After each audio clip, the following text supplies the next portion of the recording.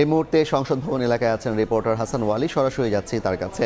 ওয়ালি, কিছুক্ষণ আগেই শেষ হচ্ছে সংসদ কমিটির আজকের প্রথম দিনের মতো বৈঠক। আগামীকাল ত্রয়োদশ জাতীয় সংসদের সংসদ অধিবেশনের মুলতবি অধিবেশন শুরু হবে। তার আগের দিন কিন্তু যে প্রস্তুতি সেটি নিয়েই মূলত এই বৈঠকটি অনুষ্ঠিত হচ্ছে। চিফ হুইপ নুরুল ইসলাম মনি যিনি সভাপতিত্ব করেছেন, এর বাইরে সরকার দলীয় সংসদ সদস্যরা উপস্থিত ছিলেন।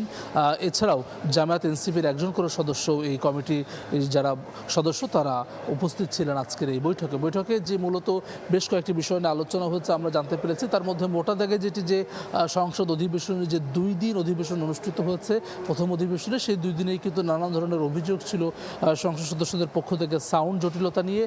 সেটি নিয়ে আজকে বৈঠকে সিদ্ধান্ত হচ্ছে একটি তদন্ত কমিটি গঠন করেছে, যেটি 3 কার্য দিবসের মধ্যে আসলে তারা রিপোর্ট পেশ করবেন যে এটি কোনো ধরনের পরিকল্পিত ঘটনা কিনা সে বিষয়ে। একই সঙ্গে সংসদ সদস্যরা যাতে করে নির্বিঘ্নে দায়িত্ব পালন করতে পারেন, কোনো ধরনের ব্যাঘাত না ঘটে। অনেকে ঢাকা শহরে থাকার মতো পর্যাপ্ত ব্যবস্থা নেই, সেই কারণে কিন্তু দ্রুত সময়ের মধ্যে যে ভবনগুলো রয়েছে আবাসিক, সেটি করার জন্য আসলে আজকে সিদ্ধান্ত নিয়েছে এই সংসদ কমিটি। 10 এপ্রিলের মধ্যে এই বরাদ্দ দেওয়ার সিদ্ধান্ত নিয়েছে, এমনটি কিন্তু জানানো হচ্ছে চিফ হুইপের পক্ষ থেকে। একই সঙ্গে আজকের দিনটি কিন্তু আমি প্রথমে যেমনটি বলছিলাম যে আগামীকাল যেহেতু সংসদ অধিবেশনের মুলতবি অধিবেশন শুরু হবে এবং বেশ কিছু গুরুত্বপূর্ণ বিষয় সেখানে রয়েছে।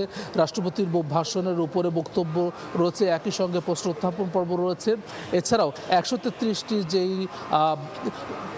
অন্তর্বর্তীকালীন সরকারের সময় যে অধ্যাদেশ, সেসব নিয়েও কিন্তু আসলে আলোচনা হবে। সেসব বিষয়ে নিজেদের প্রস্তুতি নেওয়ার জন্য কিন্তু বিকেলে সংসদীয় কমিটির যেই সভা সেটি অনুষ্ঠিত হবে, সরকার দলীয় সংসদীয় সভা, যেখানে প্রধানমন্ত্রী তারেক রহমান উপস্থিত থাকবেন বলে আমরা জানতে পেরেছি। এরই মধ্যে কিন্তু সেই কমিটির বৈঠকে আসার জন্য বিভিন্ন মন্ত্রীরা কিন্তু এরই মধ্যে প্রবেশ করেছেন। সরাসরি যুক্ত ছিলাম জাতীয় সংসদ ভবন থেকে।